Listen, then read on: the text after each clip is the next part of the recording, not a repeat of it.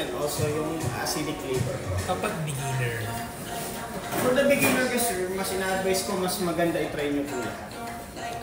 Kasi mas try natin yung mga cheese. Kaso ang dami, alin yung masasuggest mo? Kasi sir, try nyo muna yung mga mild flavors sir. Medyo kabride mo, colomere. Mild muna para hindi overwhelming. Yan po. More on creamy flavor lang.